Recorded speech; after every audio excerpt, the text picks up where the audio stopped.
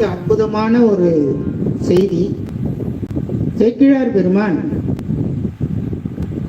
தோப்புளியாருடைய சரித்திரத்திலே ஒரு தொண்டர் செய்யக்கூடிய பணி இதுதானா என்று வியக்கக்கூடிய அளவிற்கு இந்த புராண செய்தியை அவர் நமக்கு எழுதி காட்டுகிறார். ஒரு போர்படை தளபதியாக இருக்கக்கூடிய தோப்புளியார் ஒரு சிறந்த தொண்டு செய்கிறார். அடியார்கள்லாம் தொண்டு செய்துதான் இறைவனுடைய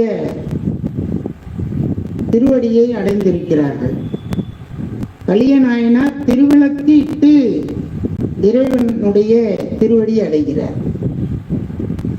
அதுபோல ஒவ்வொரு நாயன்மார்களும் ஏதாவது தன்னுடைய குலத்திற்கு ஏற்ற அந்த தொண்டினை செய்து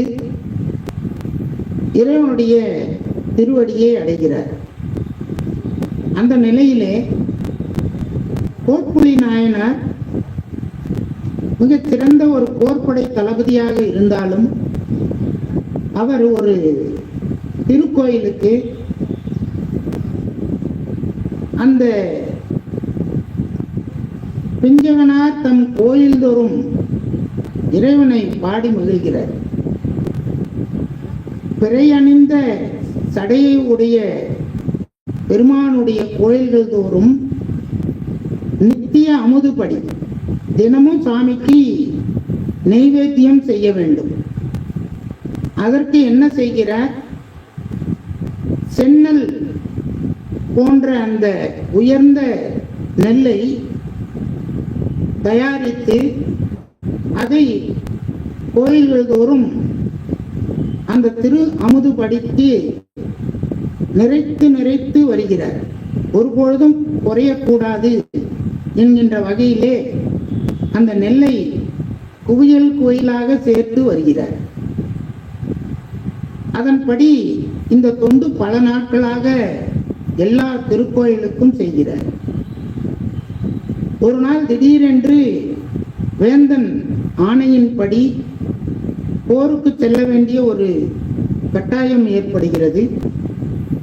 அப்பொழுது மன்னனுடைய ஆணையை பெற்று போருக்கு செல்லக்கூடிய தோப்புளி நாயனார் நான் திரும்பி வரும் வரைக்கும் இறைவனுடைய அந்த அமுதுபடியானது தொடர்ந்து நடைபெற வேண்டும், அதிலே தடை ஏற்படக்கூடாது என்கின்ற ஒரு பெரும் நோக்கத்தோடு அவர் திரும்பி வரும் வகையிலே அந்த கோயில்களுக்கு அந்த சென்னல் கூடுகளை எல்லாம் அமைத்து அந்த நெல்லை எல்லாம் குவித்து குவித்து வைத்துவிட்டு அதன் பிறகு அவர் போருக்கு செல்லுகிறார்.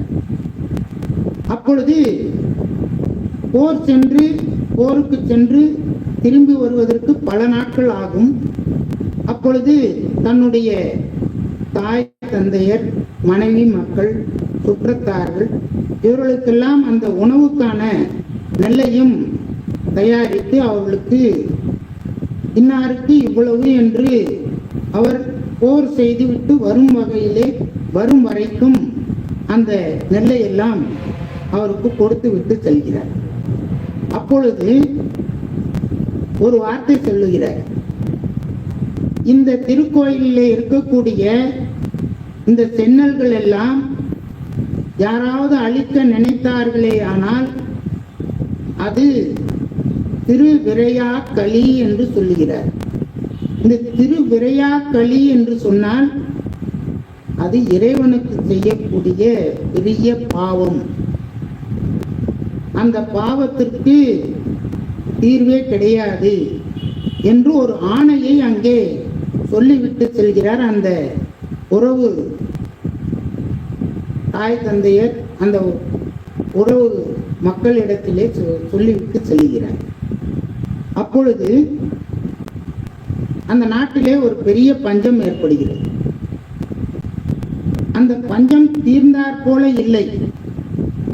அவருடைய உறவுக்காரர்கள் எல்லாம் இறப்பதை தவிர வேற வழி இல்லை.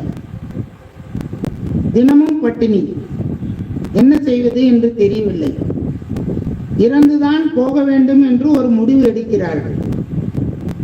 அப்பொழுது அந்த உறவுக்காரர்களிலே ஒருத்தர், இப்படி இந்த இறைவனுக்கு அமுதுபடி இருக்கிறதே நெல், இந்த நெல்லையாவது நாம் உணவாக எடுத்துக்கொண்டு அதன் பிறகு நாம் அந்த குற்றத்தை நீக்கும் பொருட்டு மீண்டும் அந்த நெல்லை நாம் திருப்பி கொடுத்து விடுவோம் என்று அந்த உறவுக்காரர் சொல்லவே, இதுவும் நன்றாக இருக்கிறது என்று சொல்லி அந்த அமுதுபடைக்கு வைத்திருந்த நெல்லை அவர்கள் உணவுக்கு பயன்படுத்தி விடுகிறார்.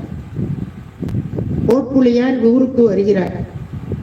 போரெல்லாம் செய்து முடித்து அந்த எதிரி நாட்டினுடைய செல்வத்தை எல்லாம் நிறைய வாரிக்கொண்டு தன்னுடைய நாட்டிற்கு வருகிறார். தலைவனிடத்திலே அந்த செல்வத்தை எல்லாம் கொடுத்த உடனே தலைவர் அவருக்கு அகமகிழ்ந்து நிறைய பொன் பொருளை எல்லாம் கொடுக்கிறார். ஒவ்வொரு போரிலும் வென்ற அந்த சிறப்பு பரிசுகளை எல்லாம் தன்னுடைய சுற்றத்தார்களுக்கு கொடுத்து மகிழ்வது கோட்புலியாருக்கு ஒரு செயலாக இருந்தது. அப்பொழுது இந்த மாதிரி ஒரு பஞ்சம் ஏற்பட்டது என்று கோட்புலியாருக்கு தகவல் தெரிவிக்கிறார்கள். அப்பொழுது இந்த அமுதுபடிக்கு வைத்திருந்த நெல்லெல்லாம் உண்டு விட்டார்கள் என்றும் அவருக்கு தெரியப்படுத்தப்படுகிறது. அதை கேட்டவுடனே அவருக்கு சொல்ல முன்னாத கோபம். இதற்கு நாம் ஏதாவது செய்தே ஆக வேண்டும் என்று அந்த சுற்றத்தார்களை எல்லாம் ஒரு இடத்திற்கு தன்னுடைய வீட்டிற்கு அழைக்கிறார். ஒவ்வொருத்தரா வர சொல்லுகிறார்.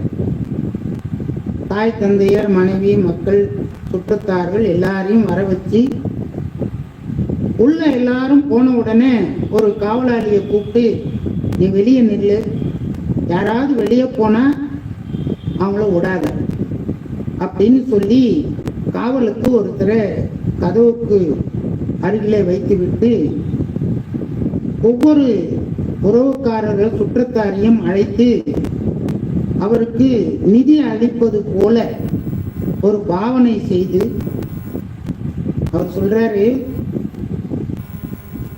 இந்த சிவபெருமானுக்கு அளித்த அந்த அமுதை நீங்க அளித்ததுனால உங்களை நான் கொள்கிறேன் என்று சொல்லி சொல்லி ஒவ்வொருவரையும் தலையை சீவி கொன்று விடுகிறார். எல்லா சுற்றத்தாரையும் கொன்ற பிறகு தன்னுடைய வாரிசு என்று சொல்லக்கூடிய குலத்திற்கு ஒரு புதல்வன் என்று சொல்லுவார்.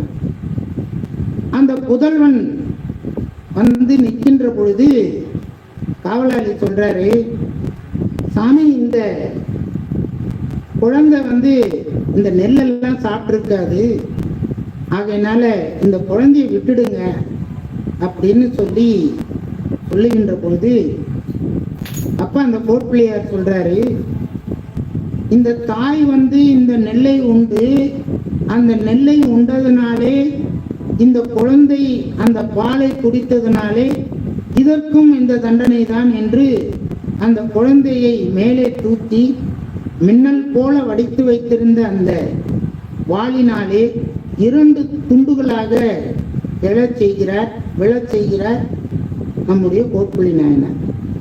ஒரு பச்சை குழந்தைய கூட விடல, எல்லாரையும் கொன்று குவிக்கிறார்.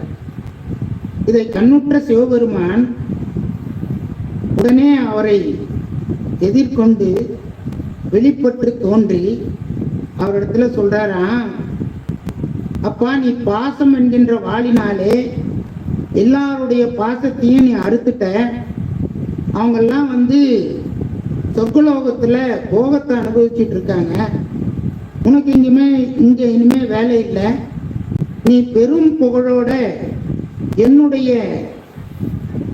கைலாயத்திற்கு வந்து அணைவாயாக என்ன அவரையும் சேர்த்து கூப்பிட்டு போயிடுறார். இதுதான் இந்த கோட்புலி நாயனாருடைய சரித்திரத்திலே நாம் தெரிந்து கொள்ள வேண்டியது.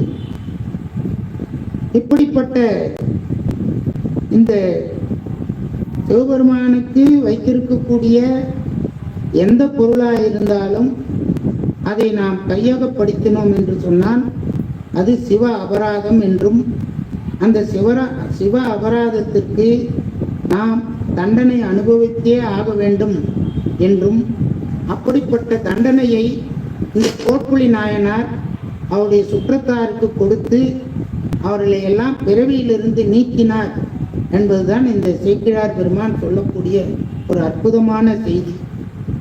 இப்படி 63 நாயன்மார்களுடைய சரித்திரத்திலேயும் நாம் ஒவ்வொரு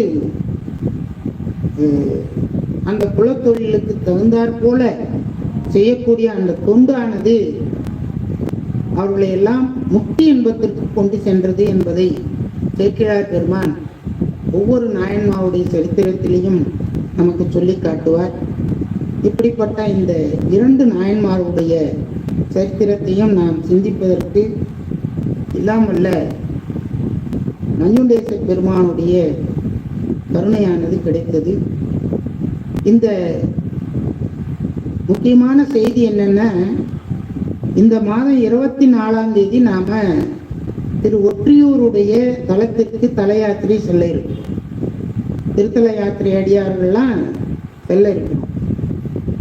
அதற்கு ஒரு முன் வழிபாடாக அந்த தலத்திலே அவதாரம் செய்த கலியநாயனாருடைய அந்த முக்தி இன்பத்தினை நாம் நினைந்து அந்த தலத்திற்கு சென்று வழிபாடு செய்வது மிக சிறப்பாக அமையும் என்பதனை இந்த நேரத்திலே கூறிக்கொண்டு, இன்றைய தினம் 66வது சோமவார வழிபாட்டினை இந்த நாயன்மாருடைய சரித்திரத்திலே நாம் நிறைவு செய்து மீண்டும் வருகிற 8ஆம் தேதி அன்று பட்டினத்தாருடைய குரு பூஜை வருகிறது. அதுவும் திருவொற்றியூரிலே தான் அவருடைய ஜீவ சமாதியானது இருக்கிறது என்பதை கூறிக்கொண்டு, அடுத்த சோமவாரத்திலே நாம் பட்டினத்தாருடைய அந்த குரு பூஜை தினமாக வைத்து நாம் வழிபாடு செய்ய இருக்கிறோம் என்பதனை கூறிக்கொண்டு இப்பொழுது நாம் வாழ்த்து பாடல் பாடி நிறைவு செய்வோம்.